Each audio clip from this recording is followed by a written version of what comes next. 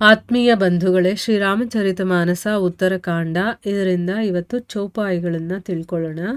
ಜಾನಿಯ ತಬ ಮನ ಬಿರುಜ್ ಗೊಸಾಯಿ ಜಬ್ ಉರ್ ಬಲ್ ಬಿರಾಗ್ ಅಧಿಕಾಯಿ ಸುಮತಿ ಕ್ಷುಧಾ ಬಡಾಯಿ ನಿತ್ ನಯಿ ವಿಷಯ ಆಸ್ ದುರ್ಬಲತಾ ಗಯಿ बिमल ज्ञान जल जब सो नहाई तब रह राम भगति उर छाई शिव अज सुख सनकादिक नारद जे मुनि ब्रह्म विचार विसारद सब कर मत खगनायक येहा करिय राम पद पंकज नेहा श्रुति पुराण सब ग्रंथ कहाही रघुपति भगति बिना सुख नाही कमठ पीठ जामही बरु बारा बंध्या सुत बरु काहू ही मारा फूल ही नभ बरु बहु विधि फूला जीव न लह सुख हरि प्रतिकूला तृषा जाई बरु मृग जल पाना बरु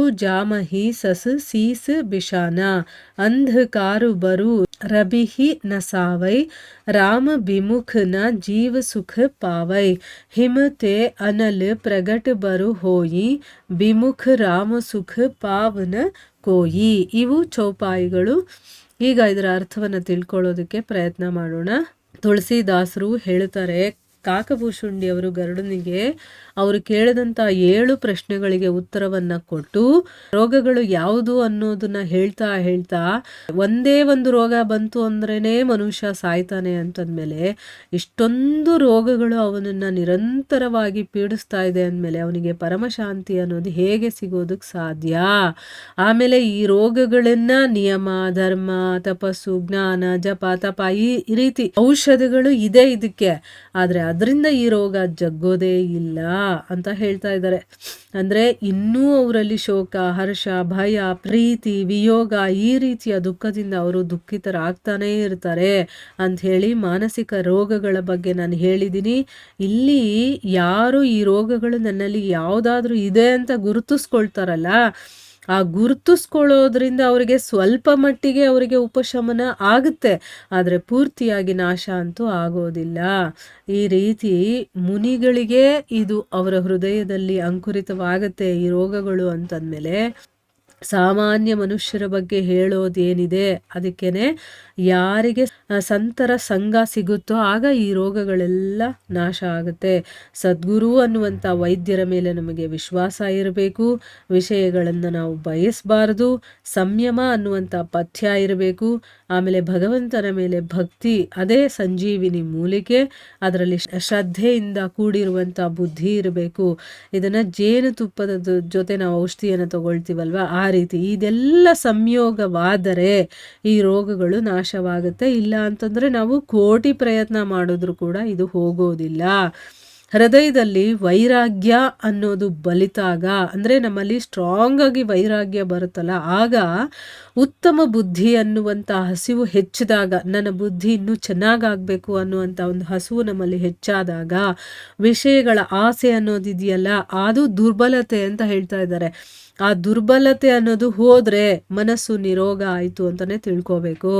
ನಮ್ಮ ಮನಸ್ಸು ಯಾವಾಗ ರೋಗರಹಿತವಾಗಿರುತ್ತೆ ಅಂತ ತಿಳ್ಕೋಬೇಕು ಅಂದರೆ ಹೃದಯದಲ್ಲಿ ವೈರಾಗ್ಯ ಬಂದಿರಬೇಕು, ಯಾವುದರಲ್ಲೂ ನಮಗೆ ಆಸಕ್ತಿ ಇರಬಾರದು. ಆಮೇಲೆ ಉತ್ತಮವಾದಂತಹ ಬುದ್ಧಿ, ತಿಳುವಳಿಕೆ ನಾನು ತಿಳ್ಕೋಬೇಕು ಅನ್ನುವಂಥ ಹಸಿವು ಹೆಚ್ಚಾಗಿರಬೇಕು.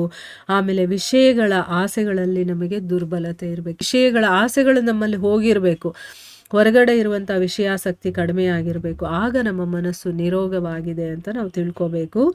ರೋಗರಹಿತನಾದಂತಹ ಮನುಷ್ಯ ನಿರ್ಮಲ ಜ್ಞಾನ ಅನ್ನುವಂತಹ ಜಲದಲ್ಲಿ ಸ್ನಾನ ಮಾಡಿದಾಗ ಅವನ ಹೃದಯದಲ್ಲಿ ರಾಮಭಕ್ತಿ ಅನ್ನೋದು ಆವರಿಸ್ಕೊಳ್ಳುತ್ತೆ.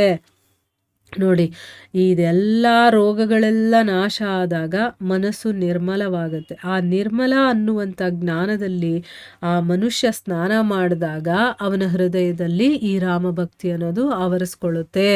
ಶ್ರೀರಾಮನ ಚರಣಕಮಲಗಳಲ್ಲಿ ಭಕ್ತಿ ಅನ್ನೋದು ಉಂಟಾಗುತ್ತಲ್ಲ, ಅದೇ ತರುಣೋಪಾಯ ಅಂತಂದ್ಬಿಟ್ಟು ಶಿವ, ಬ್ರಹ್ಮದೇವರು, ಶುಕಮುನಿಗಳು, ನಾರದರು, ಸನಕಾದಿ ಮುನಿಗಳು ಇವರೆಲ್ಲರೂ ಕೂಡ ಪರಮ ನಿಪುಣ ಬ್ರಹ್ಮಜ್ಞಾನಿಗಳು ಈ ರೀತಿಯ ಒಂದು ಅಭಿಪ್ರಾಯವನ್ನು ತಿಳಿಸಿದ್ದಾರೆ.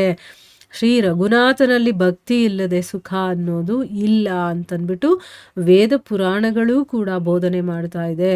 ನೋಡಿ, ಇಲ್ಲಿ ಅಸಂಭವ ಅಂತ ನಾವು ಏನು ಘಟನೆಗಳನ್ನು ಹೇಳ್ತೀವೋ ಅದು ಬೇಕಾದರೂ ಸಂಭವಿಸ್ಬೋದು ಅಂತ ಹೇಳ್ತಾರೆ.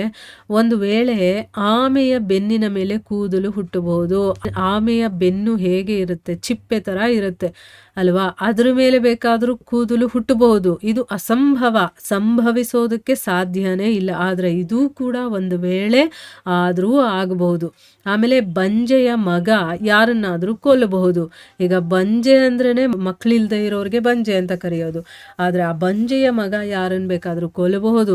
ಆಕಾಶದಲ್ಲಿ ಅನೇಕ ವಿಧವಾದಂಥ ಹೂಗಳು ಅರಳಬಹುದು. ಆದರೆ ಹರಿವಿಮುಖನಾದ ಜೀವಿಗೆ ಮಾತ್ರ ಸುಖ ಸಿಗೋದಿಲ್ಲ.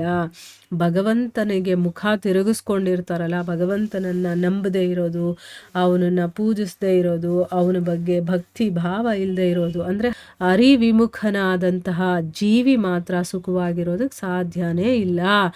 ಮೃಗತೃಷ್ಣೆಯ ಜಲವನ್ನು ಕುಡಿಯೋದ್ರಿಂದ ಬಾಯಾರಿಕೆ ಬೇಕಾದರೂ ಹಿಂಗಬಹುದು. ಈಗ ಮೃಗತೃಷ್ಣೆ ಅಂದರೆ ಏನು, ಅಲ್ಲಿ ನೀರಿದೆ ಅಂತ ಅನ್ಸುತ್ತೆ, ಆದರೆ ಹೋಗಿ ನೋಡಿದಾಗ ನೀರು ಇರೋದಿಲ್ಲ.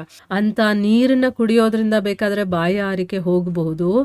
ಮೊಲದ ತಲೆಯಲ್ಲಿ ಕೋಡು ಮೂಡಬಹುದು. ಕತ್ತಲೆ ಬೇಕಾದರೆ ಸೂರ್ಯನನ್ನೇ ನಾಶ ಮಾಡಿಬಿಡಬಹುದು. ಆದರೆ ಶ್ರೀರಾಮನಿಗೆ ವಿಮುಖನಾದ ಜೀವಿ ಸುಖ ಪಡೆಯೋದಕ್ಕೆ ಸಾಧ್ಯ ಇಲ್ಲ. ಅಂದರೆ ಇಲ್ಲಿ ಯಾವುದು ಅಸಂಭವ ಅಂತ ಅನ್ನಿಸ್ಕೊಳ್ಳುತ್ತೋ ಅದು ಬೇಕಾದರೆ ಸಂಭವಿಸ್ಬಿಡ್ಬಹುದು.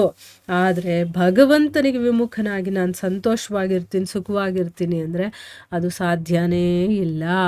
ಮಂಜುಗಡ್ಡೆಯಲ್ಲಿ ಬೇಕಾದರೆ ಬೆಂಕಿ ಹುಟ್ಟಬಹುದು. ನೋಡಿ, ಇದೆಲ್ಲ ಅಸಂಭವಗಳು, ಆದರೂ ಸಂಭವಿಸ್ಬೋದು. ಆದರೆ ಶ್ರೀರಾಮನಲ್ಲಿ ವಿಮುಖನಾದವರಿಗೆ ಯಾವತ್ತಿಗೆ ಯಾರೂ ಕೂಡ ಸುಖವನ್ನು ಪಡೆಯೋದಕ್ಕೆ ಸಾಧ್ಯ ಇಲ್ಲ ಅಂತ ಅಂದ್ಬಿಟ್ಟು ಇಲ್ಲಿ ಹೇಳ್ತಾ ಇದ್ದಾರೆ. ಅಂದರೆ ಭಗವಂತನಲ್ಲಿ ಭಕ್ತಿಯನ್ನು ಇಡೋದು ಎಷ್ಟು ಇಂಪಾರ್ಟೆಂಟು ಅಂತ ಇಲ್ಲಿ ಹೇಳ್ತಾ ಇರೋದು. ಭಗವಂತನಿಗೆ ವಿಮುಖನಾಗ್ಬಿಟ್ರೆ ಅವನದೇ ಎಲ್ಲ, ಸರ್ವಸ್ವ ಅವನೇ, ಎಲ್ಲಾನು ಅವನೇ, ಎಲ್ಲವೂ ಅವನದೇ ಆಗಿರಬೇಕಾದ್ರೆ ಅವನಿಗೆ ವಿಮುಖನಾದರೆ ನಮಗೆ ಸುಖ ಅನ್ನೋದು ಎಲ್ಲಿ ಸಿಗುತ್ತೆ? ಅದು ಅಸಾಧ್ಯ ಅನ್ನೋದನ್ನ ಇಲ್ಲಿ ತಿಳಿಸ್ತಾ ಇದ್ದಾರೆ. ಸೊ ಇಲ್ಲಿಗೆ ನಾವು ನಿಲ್ಲಿಸೋಣ. ಹರೇ ಕೃಷ್ಣ.